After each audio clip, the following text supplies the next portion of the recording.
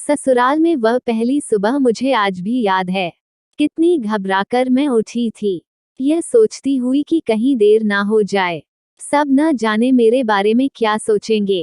केवल एक रात ही तो नए घर में कटी थी और इतना सब कुछ बदल गया, जैसे आसमान में उड़ती चिड़िया को किसी ने मोती के लालच देकर पिंजरे में कैद कर लिया हो। शुरू के कुछ दिन तो यूं ही गुजर गए। एक दिन हम बाहर घूमने गए। जब हम वापस घर आए तो सासू माँ की आंखों में खुशी तो दिख रही थी, लेकिन केवल अपनी बेटे के लिए ही। मैंने सोचा कि शायद नया नया रिश्ता है, एक दूसरे को समझने में कुछ वक्त लगेगा। लेकिन समय ने जल्द ही एहसास करा दिया कि मैं यहाँ बहू हूँ, इसलिए मैं जैसा चाहूँ वैसा नहीं कर पाऊंगी।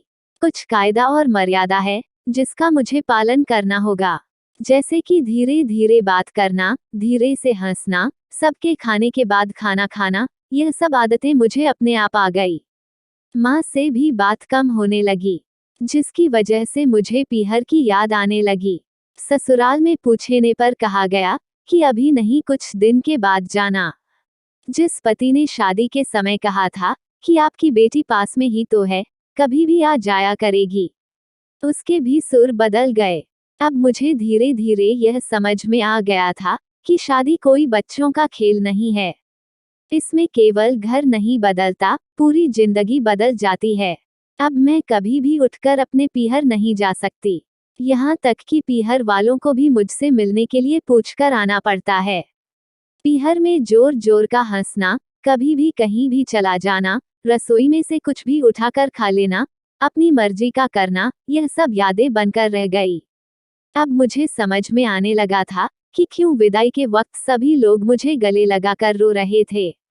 असल में मुझसे दूर होने का एहसास उन्हें हो रहा था, लेकिन एक और बात थी जो उन्हें अंदर ही अंदर परेशान कर रही थी, कि अब जिस सच्चाई से मुझे इतने दिन दूर रखा गया है, वह सच्चाई मेरे सामने आने वाली थी।